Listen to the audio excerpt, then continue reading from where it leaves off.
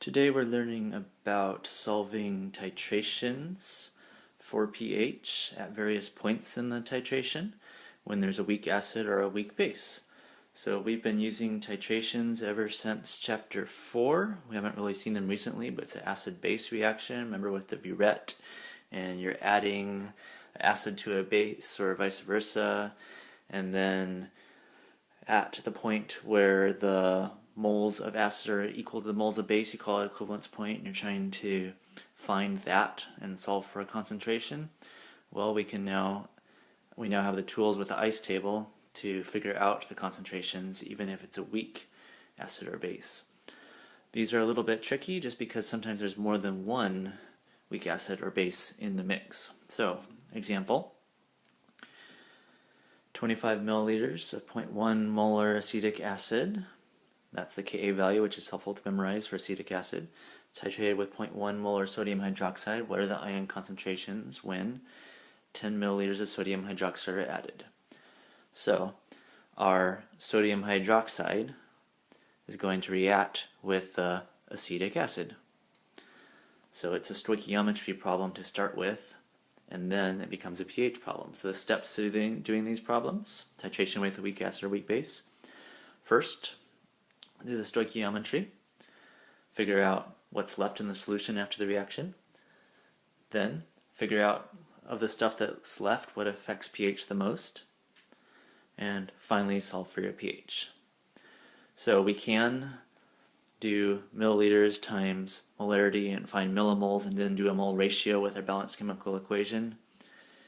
It is easier in these problems because it lets you see everything at once, and you can do all the problems the same to use an ICF table, very similar to an ICE table. First, you write the equation for what happened. I wrote HA. A represents the acetate ion.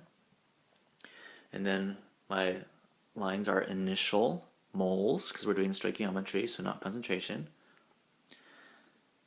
change in the number of moles, and the final amount of moles. So we're going to do it like an ice table, but it's moles, not concentration.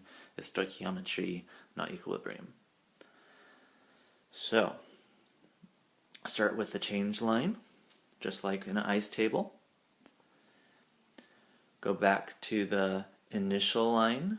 So I have my acid information. So volume times molarity is moles. So I have 2.5 millimoles for my acetic acid. Do the same thing with my hydroxide here and here. So I have 1.0 millimoles for hydroxide. And since it's not mentioned in the problem, that means we have nothing of the products and water, pure substance. We're not going to worry about it. It's not going to affect the pH. Okay, for the change, we don't need to call it X because we know how much is going to react. It's a limiting reactant problem.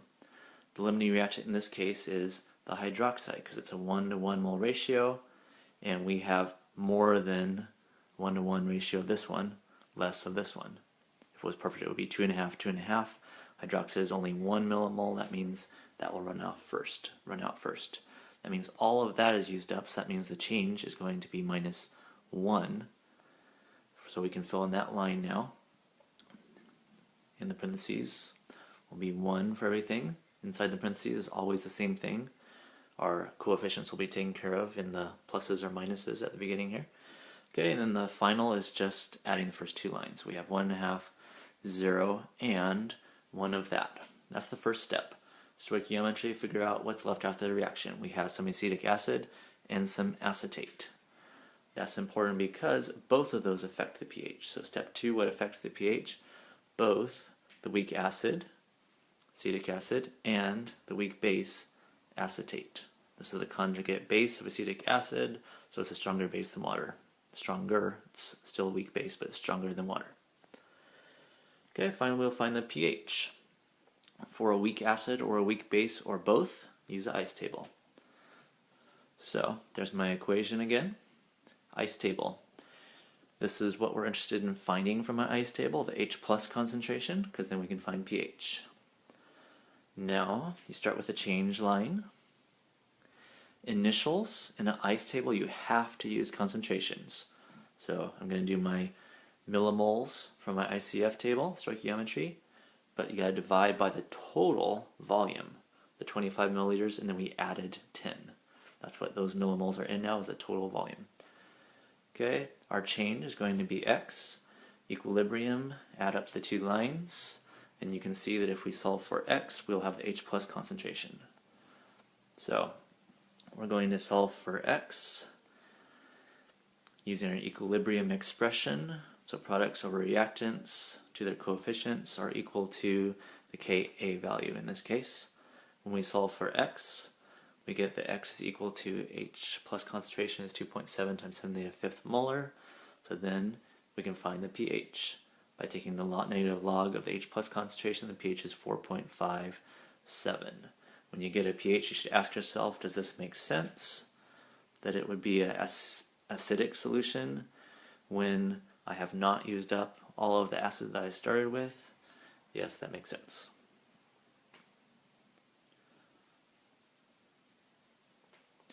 Next part of the problem, what is the pH when 25 milliliters of the 0.1 molar sodium hydroxide is added? So, first step, the stoichiometry, use the ICF table. Start with the change line. Initial line, the acetic acid is still from the previous problem, the same. This time I'm using 25 milliliters of 0.1 molar sodium hydroxide, so that's 2.5 millimoles. And again, we're starting from scratch, so nothing of this has been made initially. Initially is where we're starting. Change line we can do because I can find the limiting reactant. The equation says 1 to 1 mole ratio.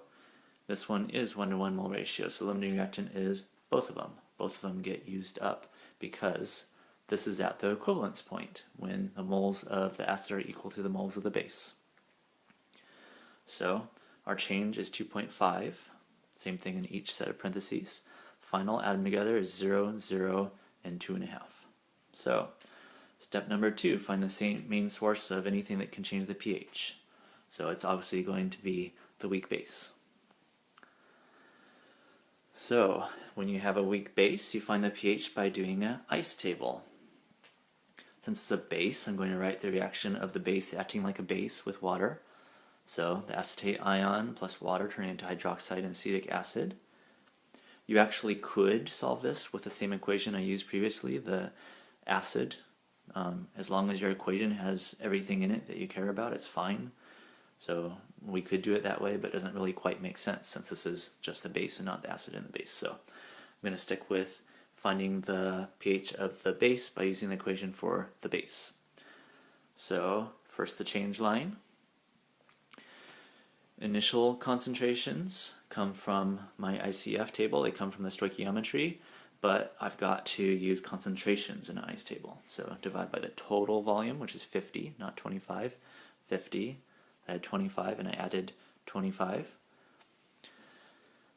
And then my change is with x, equilibrium, add the two lines. So you can see that in this problem we're trying to solve for x. Again, x is equal to hydroxide concentration, which we can find pH from. So I'm going to solve for x using Kb. Problem didn't give me Kb. I know Ka times Kb is Kw, so that means Kb is Kw over Ka. Ka is given to me in the problem, and also you should memorize 1.8 times 10 to the 5th. Kw, you should memorize is 10 to the 14th. And that is all equal to x squared, the products raised to the coefficients, over this, concentration minus x. When you solve for x, you find out it's 5.3 times 10 to the 6th molar, and be careful that you know what that is. It's hydroxide. So you cannot just take negative log and call it pH because it's hydroxide. That's hydroxide. So there's a couple of ways to find pH when you have hydroxide. I'll do it one way in this problem and a different way in the next problem. So since I know hydroxide concentration, one way is that I know that hydroxide times hydronium is equal to 10 to the 14th. So I can solve for H plus by saying 10 to the 14th divided by hydroxide. Hydronium is 10 to the 14th divided by hydroxide. So that gives me Hydronium is 1.9 times 10 to the ninth molar. And then I can find the pH by taking the negative log of that, and you get 8.7. You gotta think, does this make sense? Well, I'm at the equivalence point, but I still have a weak base. I've made some weak base at the equivalence point, so the pH should not be 7, unless you're doing a strong acid, strong base. Yet since I'm making a weak base, it should be basic, and yes, 8.7 is basic. Okay, last problem for today.